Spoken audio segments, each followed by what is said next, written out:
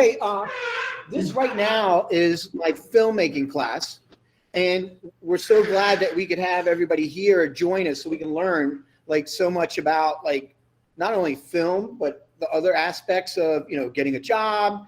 There's so many different aspects of it. So we'll just get started. My class had the opportunity to read the bios that you guys sent in, and Mr. Yonkler and Mr. Jaffs has been super organized. So they gave us everything. The kids were able to read it, and they have questions for you. But what we were thinking is if you guys could start off, I'm going to share my screen. Just a really easy way to start off. I kind of made like a document to make it. Let's see. If you guys could, each one of you, like Andre, Jake, and Kyle, could you guys just start us off, since the kids already read your bio, could you guys just start us off by just saying, what year you graduated so they kind of get a sense of that. And then also the year you graduated, what your current job is.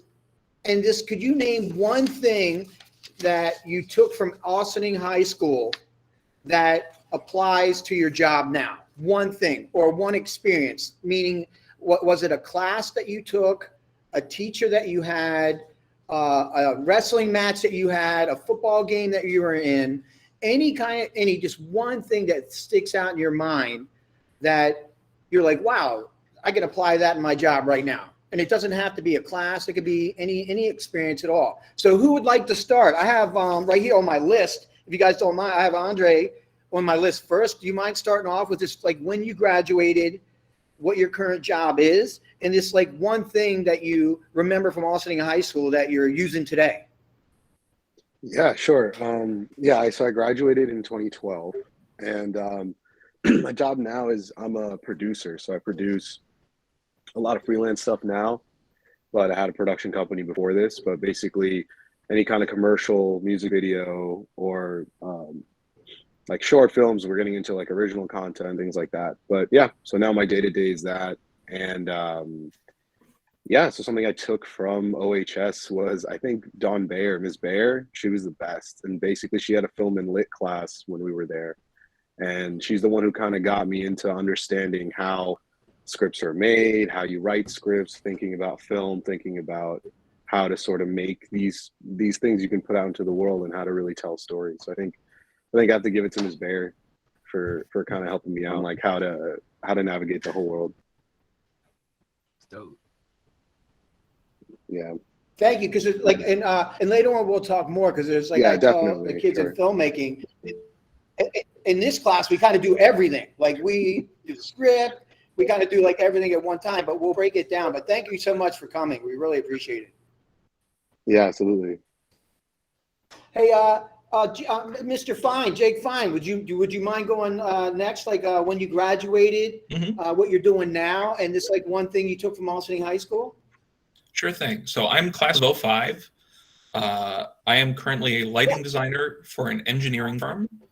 And one thing that Austining High School sort of gave me that has prepared me for the world is Ms. Carminucci, who taught law and participation in government back when I was there. She also ran the mock trial team, which I did all of my years at the high school. And sort of the preparation and analysis that went into preparing for the mock trial competitions is something that has carried me, all through my life. Being able to sort of sit down and read a document and analyze it and find the important parts of it and sort of synthesize what I need out of it.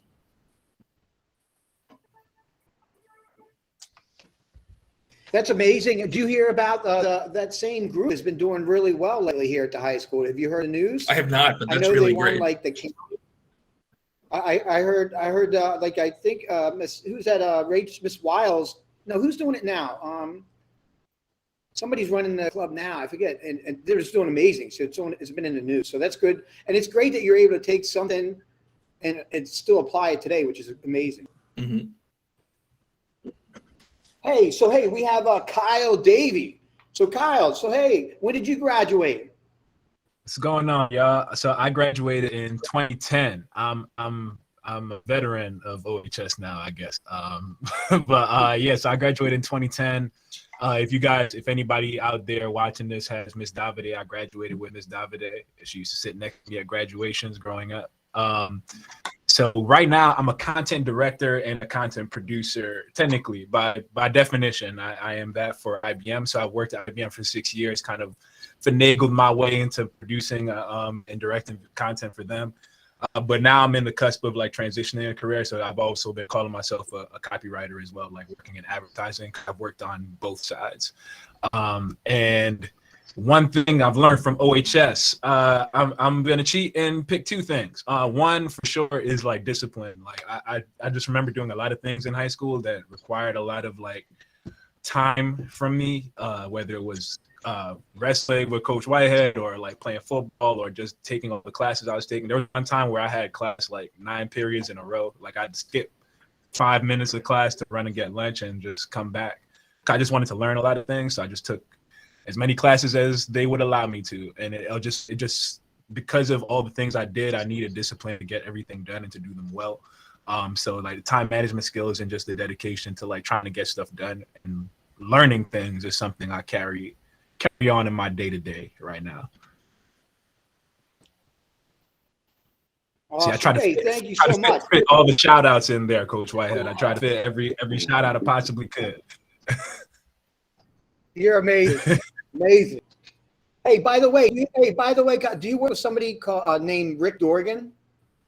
Rick Dorgan. Do you know somebody named with IBM? No, I don't. No, I don't know. Don't know if I've worked with the Rick at IBM. You're talking about? Yes. I'll talk to you on the side someday. My brother-in-law works for IBM, so we'll talk on the side. Oh man, yeah, no, for sure. Yeah, we have to touch base on that for sure. Hey, Jay Cannon. Last but not least, when did you graduate, Jay? Yeah, so I graduated OHS 2013, and right now I'm an assistant video editor at a commercial house in New York City called Nomad.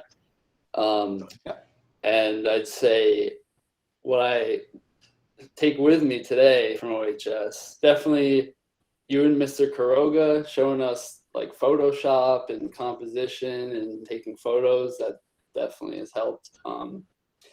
Miss Bayer, Film and Lit, I'll reiterate what Andre said. She definitely exposed us to some films that you may not necessarily take it upon yourself to watch, like Chinatown, The Godfather, like real classics. There's so much to learn and dissect from those films. And you know, I know all you guys are here, but you're the all-stars. Barry Jaffis, Roth IRA, got to max that as soon as you can. I've learned that. Yeah. That's a huge one.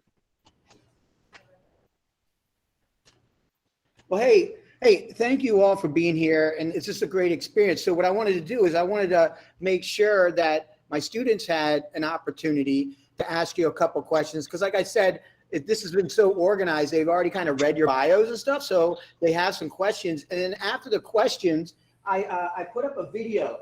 And I put up the video of a Coke mini commercial. We did a commercial for class, and I wanted to show you one. And it's like 2 minutes long. And I wanted to get your expert opinions on and look at it. I'm acting in it, so you're not allowed to comment on that.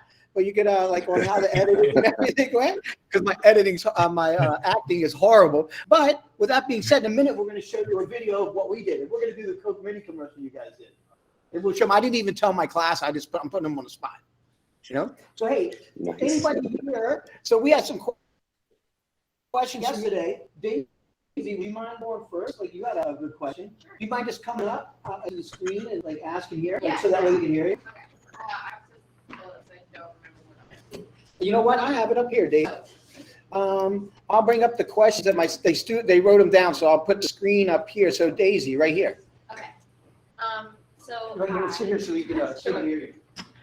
Hi, my name is Daisy, and I'm going to school for filmmaking. So this is exciting to like meet people who do it in real life. So I was curious, specifically for Andre, because you work kind of independently, how do you source your work, and how has this changed since the pandemic? And also, how do you staff your projects?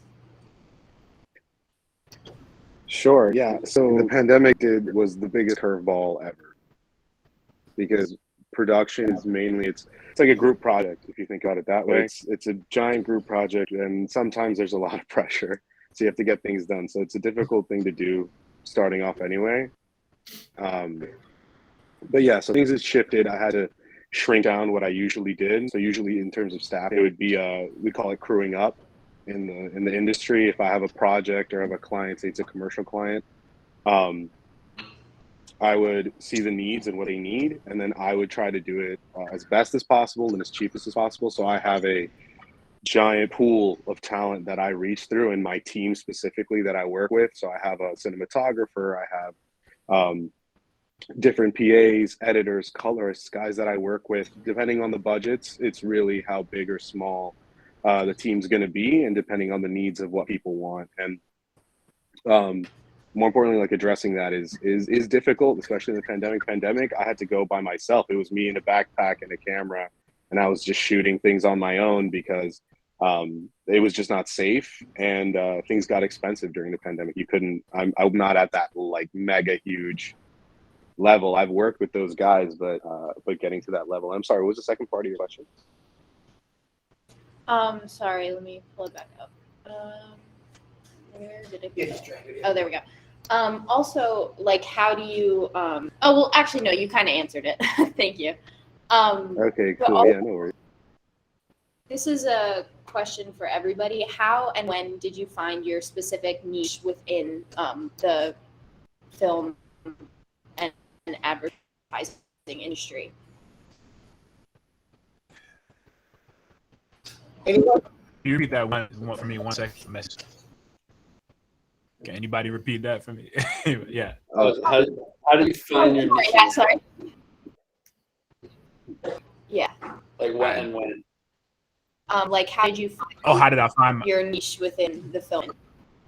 Oh, gotcha. I mean, I think I'll just jump in really quickly. I think I'm still figuring that out, right? I'm still figuring out what I want to do, period. Like, I'm 29, and I'm still figuring things out. I think it's important to realize that there's no, at least if you're curious, right? There's no like finish line really, which has been hard for me to accept, because I used to be somebody that was very like goal oriented and just celebrate these like big things. But you learn things along the way, and you learn like there's different things you want to do along the way. Like for me personally, I've figured out, like, you know, I've done everything I think I can do in the tech space. So now I'm moving more into the advertising space, right?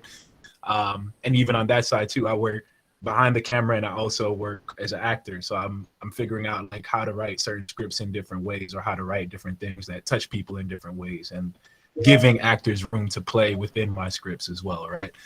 But all of that comes with time. I'll say that I do feel I do feel like that moment of like, I guess what is it, like achievement or anything, or type of success or fulfillment when people are appreciating the work, appreciating the things that I've done. So I try to continually work that way, and try to be true to myself along the way. I would sort of echo what Kyle's saying. I'm 35, and I'm still, I just sort of changed careers again. In college, I discovered that I really love lighting. And 10 years ago, I'd have told you I was going to be a Broadway lighting designer. And since then, I have toured the world with dance companies. I have worked for a company that did lighting for theme park rides that took me to Japan. And now I just started with an engineering company where I'm designing, an airport terminal or, a streetscape. And so sort of the thing that I have been preaching recently is it's about finding what you love and finding a way to do it that gives you the life you want. 5 years ago, I was touring with a dance company, and that was great. I was living in New York. I was single. It was easy for me to pick up and be on the road for 6 weeks at a time.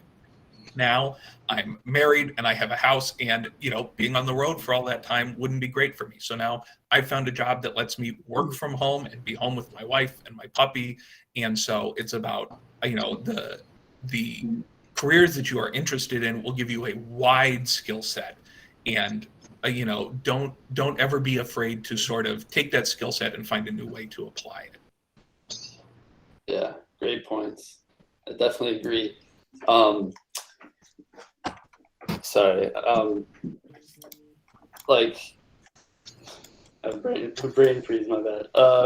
No, like as far as someone take over for me. I like Yeah, lost my no, train of I thought. agree. Yeah, I think that's true. Like to find your niche, you're never going to really find it, and that's okay. I think it's one of those things where your niche changes and shifts. Sometimes it's your decision, sometimes it's not. I know for me, like it wasn't my decision to just stop doing what I was doing the pandemic. I felt like, your career, you think when you're in high school. I remember because I was in your place. It's 10 years ago, but for me it feels like yesterday. You think like, oh, I just choose something and then that's what I am. And that's just not the way it works. Like you'll go to school, you'll learn things in school, you'll meet people in school, people that you never knew you'd meet, or you'll everywhere you go, as long as you keep meeting people and talking about what interests you, people that also have those interests, you will attract them. And as those things start to happen, that's how you build a network. A network, I know for me coming out of high school, I didn't really know anyone in the film industry or film business at all. And it felt like very daunting. I realized that the more you talk about what you like, that's how you find newer and newer groups of friends.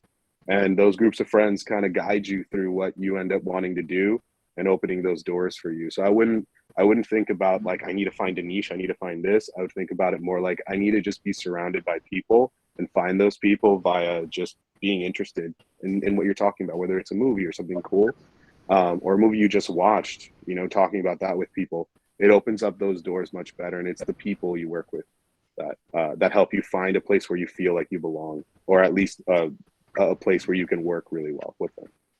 Yeah, and college is Yeah, go ahead. is a great opportunity. Like you already know that you want to be a filmmaker, which is way further than maybe all of us knew when we were in high school. Yeah, So that's like a great opportunity to experiment with all different like facets of filmmaking. Like there's no pressure besides grades. I mean, there's no pressure about a client getting angry that you don't do what they want, or you can't make money or anything like that. So just try everything in college: direct, write, act, edit, shoot, and just try to make things that you're interested in. Don't think about what other people are going to be interested in. If you like what you're making, somebody else is going to like it too, I'm sure. So yeah, like in college, I just tried everything, and I felt like video editing fit my personality more, and I enjoy writing, but working with footage is also a form of writing, in my opinion, because you're editing, you're deciding what gets shown and what doesn't. And another huge thing is like try to intern at places over the summer, and like don't even wait for job postings. Like go to websites, go to companies that interest you, and I could help you guys like find different companies. And if their work on their website is something that interests you, just reach out to them. Like reach out to their executive producer or the head of production and say, hey, I really like your work. I'm interested in interning here. And the small companies are the ones where you're going to get the most experience, at least from my experience. So, yeah. And just to piggyback off what Jake said too, those companies are usually really receptive. Like when people, especially younger folks, reach out to them, like especially like cold reach outs, they love when people are showing like some type of direction. Because most people think like I remember when I was young and I was cold emailing people. Most people just had this impression that young kids don't know what they're doing, or like they're lazy. So the fact that you're the one that's reaching out to them is already putting a highlight on you. For them, right? It makes them more willing and more honestly, they go out of their way to help you out because they just see that you're driven. And it's a trait that sometimes is few and far between. Yeah. Always ask. The worst thing they can do is say no. That's true. Yeah. Thank you for that. That was super helpful. Wow, what a great segment, man. I learned a ton of stuff myself. Thank you so much. And later on, I have a question, but I want to let some of the students, but I just really like the idea, and I like talking to students here now about careers that it seems like there's a lot of movement or there's a lot of opportunities in your field. Like when people talk to me about wanting to be a nurse or something like that, I'm like, that's great because like nurses can keep going to school and keep moving up and, you know, specializing. It seems like in your field, you know, you could specialize in a lot of different things. You can keep growing. Like Kyle and Jake Fine was saying, it's like there's so many avenues and so many great things that you could, you know, move on to. So you don't feel like you're stagnant and doing the same thing. I guess you could have that opportunity if you wanted, but if you wanted to, you could kind of like go different ways too, which is really nice. Yeah, 1,000%. Yeah. Yeah. So do you guys, like, we need to speak on that. Do you guys feel like this is a field that you're happy you picked? One, because you like what you're doing, but also like growth, because it's, you know, even as a, you know, a teacher here, I plan on teaching, but I can do other things during the summer. Like I have things to look forward to. Like Right. I'm sure you guys can do personal stuff, but also you could be like, hey, in 5 years, I could be doing something. It's in the Yeah. field, something different. What do you guys feel about that?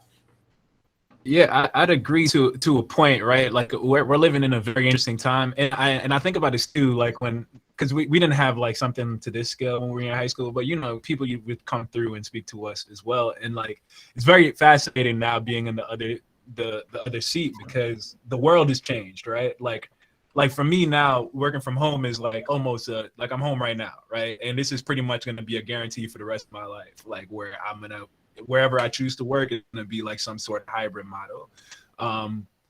Where I've been able to work, like specifically at IBM, is giving me like the freedom, so to speak, to move and try different things. And kind of what I was saying that Jake piggybacked on too is like the more you work in this industry, the more like doors are open in terms of like what you can do. Like there's things that I didn't even know the name for where I'm like, man, that's really cool. Like I want to try that out just because I know it exists now, right? But back then I just didn't know it was possible. So I wouldn't necessarily say it's the industry that makes it easier to move. I think it's really just being aware of what your current surrounding is, right? And being able to you know, finagle that to the best of your ability. Like I work in production cut now because I was able to bob and weave through marketing, right? And I was able to kind of figure out my way and convince people that I kind of knew what I was doing. And I did that by working on my own things, right? I created a portfolio of myself, of my work, before people asked it of me. And that's where like everybody watching this is in a unique position, right? You guys have phones, like just make stuff, like for real, just make things, just make it, even if it's trash, just keep making stuff because you'll continue to improve, and that's your resume. And it's something that I didn't realize or maybe didn't really exist to the level it does right now. Whereas you can do the work that will become your work. Yeah. Yeah, I think a lot of things are more accessible now too. Like piggybacking off of what Kyle said, like yeah, definitely make stuff and make stuff with like intention. I think it's important to be like, I want to make a story about this, this, and this, or I want to make a documentary about this and this, and then just go and make it. And as long as these little packages you start putting out, you know, individual projects start going out, you'll have a really good portfolio by the end of it. By the next 4 or 5 years or 6 years or however long things take for you to get there, just be patient if it's something you really like, because it does take. It's not an easy business, but if you like doing it, you'll always find ways to solve problems, and always looking for solutions instead of looking for problems is it's the number one skill set I would say you need to have for this kind of job, because there's only problems coming your way. So if you can, the more you chill and zen you can be while these things are coming at you at 1,000,000 miles an hour, and the better you get. And I felt that for myself, get better and better as curveballs get thrown at you. But that's just the only thing that can teach you that is experience, and you have to be in a position where everything is going to go wrong and just turn it in the other direction. So, yeah, definitely. I think that's a great point. Everything is going to go wrong, and when you are in a situation where everything is going wrong, be the person that other people want to be working with in that moment. Yes. Be the person who's going to keep your cool. Be the person who's going to help find the solution to the problem, or be the person who's going to accept that there just may not be a solution to this problem, and this is just a situation you're going to have to live with. But you know, it is a social industry, and so I think one of the best ways you are going to get work is by being the person that people want to work with. Wow. Yeah. Hey, great points, everybody. Mr. Yonker I got a text. Would you guys mind checking out one of the commercials our students made? And Yeah. we'd like to get your feedback. Let's see if I can do this technology and share it with you guys. We wanted to do a commercial, and we talked as a class about doing different themes, and it just became too much. So then I was at a grocery store, and I saw a Coke mini can. So I was like, I'm going to have everybody do it. So everybody divided up into groups. So they were giving something, like not something they wanted to do, something, a task. So it's kind of like, trying to give them a real world thing that they're getting something and they have to make a Coke mini commercial. So I'll share it with you guys. Okay. Yeah. See what we got. Let's see if I can bring it up. Say Google Chrome might not have a screen record permission. It says I have to go. It says I have to share. It's not letting me share it. Mr. Yonkler or Miss Bacon, if I send you the link, can you? I certainly can. All right. So how should I send it to you, the link? Through the messenger? Yeah, you should be able Yeah, to right in drop our it meet. in the chat. Yeah, you Gotcha. can just drop it in this chat too. Just drop a Gotcha. link in this chat. Oh, here we go. Boom. All right. So Miss Bacon, I put the link in there. Would you mind sharing that so like the other classes can see it too?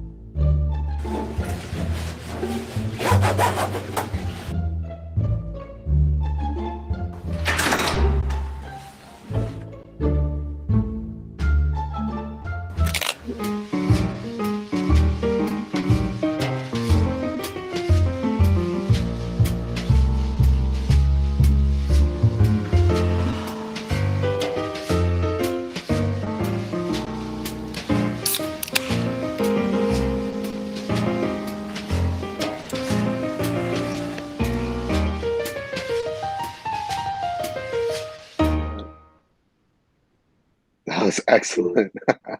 That That's so good. was great. That was great, y'all. Yeah, Thank good you so job, much. guys.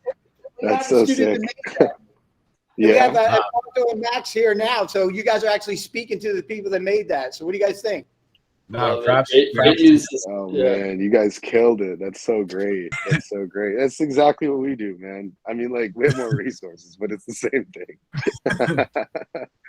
Yeah, man. Even the tagline at the end, people look over that. Sometimes you got to think small to go big. That's a good tagline. Like, that's pretty solid. I agree. Yeah, and like on the copywriting side too, like that's all we do. We just think of those taglines. And we'll think of like 100, and maybe one will get used, and something that's used for like Best Buy or JetBlue or Coca-Cola, right? But that's exactly it. I was funny because I remember being in class once, and I asked my teacher, I was like, man, it would be really dope to just think of really cool things and then just have other people make it. And a teacher at the time was like, and bless her, I think she just didn't know. It's like, well, a job like that doesn't exist. I'm here to tell you, a job like that does exist. Like we do that every day. Like it does. Like you can really think of stuff, hand it over to people, and they make it, and then you get paid. Like it's a beautiful thing. If you're not like somebody who likes to work behind the lens or something like that, that's why we have copywriters and art directors as well. Like that's what their job is. So yeah, no, I'm a fan. Good job, y'all. Yeah, I love that. I love that so much because you guys you guys thought about something Like you made a problem, you solve the problem with the product, and then that's like the whole thing. That's basically like the best way to get people hooked onto just watching it. Like forget about like selling Coke or it being a real commercial. Like because in terms of storytelling and in terms of engaging people, it's like you see it's funny, and you have Mr. Whitehead there, and it's like the whole dynamic is hilarious, right? Yeah, So I think A1 acting on Whitehead's part. yeah, A1 acting, yeah. The whisper yell was awesome. But yeah, just to echo what Andre was saying too, like it really is like when you're making ads, you want to get to something that's like universally human, right? So everybody knows, like, been to a movie theater and seen expensive like products, right? So everybody can relate to that. You kind of want to take those relatable moments and blow them up to these multi-million-dollar ad campaigns that will connect with people. So yeah, I'm a fan. Hey, we have this goes by so fast. Max, did you want to ask a question? I don't know. You want to ask one? It's okay. Hey, you want to ask a question? Yeah. All right, hey, here we go. We have some more questions. We have a couple more minutes, but I just wanted to give as many students the opportunity as possible. Hi, I'm Elion. One burning question I've been meaning to ask, because I remember going through all your bios and seeing some of the projects you took part in, but one question that I had to ask was, what was your favorite projects that you did partake in, and what projects are you like excited to do in the future, or projects that you want to take in the future? Like in general, anything that we've ever worked on? Yeah. Man, all right, that's a big one. Anybody else want to go first? That's Yeah, a great question. go ahead, Jake. No, that's a great question.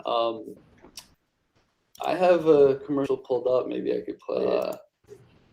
I assist an editor who works for University of Pittsburgh Medical Center. That's like her big commercial client.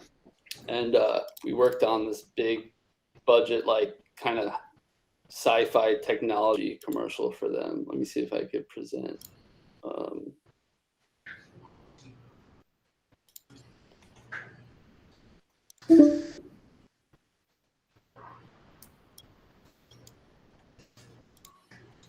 Okay, one sec.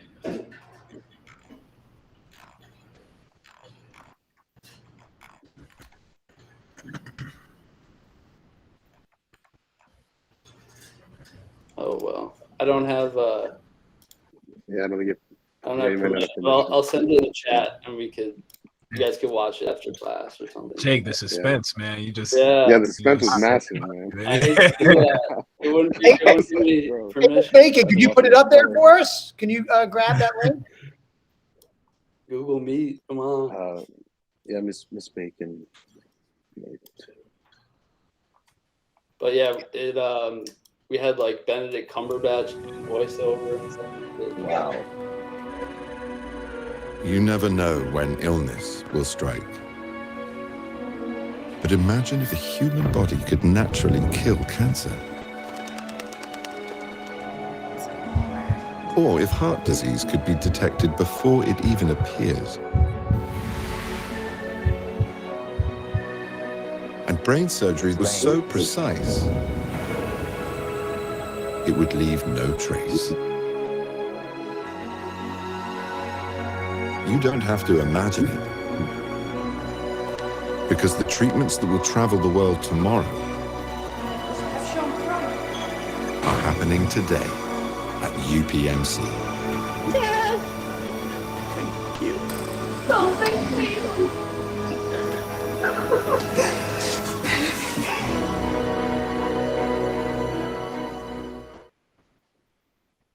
Jake, you edited that? You edited? No, I didn't. I assisted on it, but I just want to show these are the types of projects, like real high-end visual effects that you could work on in the future. So.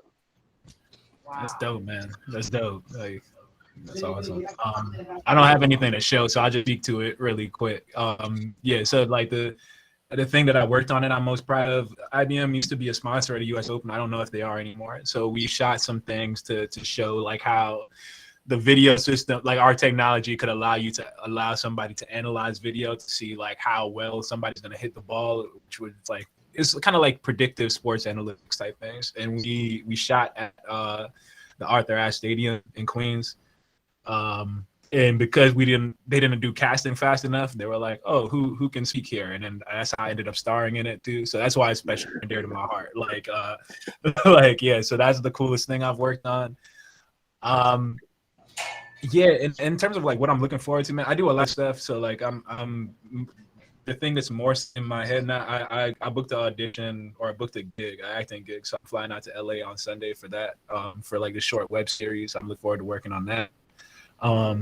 And I'm transitioning roles. So like, I'm just looking forward to making more dope things, man. I just like, you know, that feeling you get when you leave a movie and like your whole body changes, almost like you want to do something. Like I want to make stuff that makes people feel like that, you know? So I'm looking forward to making 100%. Yeah. like that. Oh, what's up, Kuro? Yeah, absolutely. What's up, Kuro? Yeah, Jake, I don't know if you want to go. Sure. But I think one of the coolest things that I got to do was touring with the dance company. We brought a show, you know, all over the country. We'd play, you know, 15 cities over the course of, you know, 4 to 6 weeks. And it was really satisfying to bring that work and be able to show it to a wide variety of audiences. And the thing that I'm most excited for looking forward is I just started a new position at this engineering firm. And after a life in the theater where everything was temporary, and if you didn't see it, you missed it. Now I'm working on buildings and streetscapes and things that will be around for decades, you know? And so, you know, if you fly through the DFW airport 5 years from now, you'll be able to see something that I worked on. Or if you drive through, you know, parts of Chicago in the future, you'll be able to see things that I have worked on. And that sort of object permanence I'm finding really exciting right now. It's a benefit to film over the sort of live theater world. yeah. Yeah, I guess the coolest thing I think I've worked on is I worked for oh, did you have to sleep? Oh, I worked on I worked at Warner Brothers, so I worked on like pretty big budget films. So it was cool. I worked on Dunkirk, and that was really dope. Like being able to work with the filmmakers and like actually see how those processes go down at like a super massive scale, which is kind of going with what Kyle was saying, where it's like that feeling you get when you get out of the theater and you're like, whoa, what is this? Like, how can I make this? How can I make people feel that? I think that's something I'm really proud of working on. And it's also a similar thing that I want to do. Like I want to make features for sure. I don't know how I'm going to get there. I don't know what I'm going to do. It's like the biggest problem I have right now. But I'm around people and I'm working with people where I'm like, oh, okay, like it feels a little more possible every day. I mean, I'm 27 now. Give me 5-6 years and it'll be ready to go. So I think that's what I'm most excited about for the future. Hey, thank you so much. It's about that time that we have to shut off, but we just want to thank you for me. Like you guys inspired me. Like I'm like ready to right now to go and like do something awesome. Like Gotta cast you, Mr. Whitehead. So you guys, thank you so much. They're going to be switching classes, but keep up the great work. And thank you so much for sharing your time. Like we really appreciate it. Have anybody reach out too if anybody needs anything or anybody has any more questions. They can either email or text or whatever is appropriate. Awesome. Hey, be well, and thanks for inspiring me, man. I'm serious. Each 4 of you, I just want to go out and do something now, you know? Something epic, you know? Love it. Yeah, sounds good. Kyle, I can't act, man. I don't have that acting piece you got, but you know, I'll stay behind. We're gonna put you in something, Whitehead. We're gonna put you in something. Well, hey, can't be great at everything, Whitehead. You know it is. That's what my wife tells me, man. Hey, have a great day, guys. Appreciate it. You too. Absolutely. Thank you so much. Peace. Hey, guys. Yeah, thank you so much.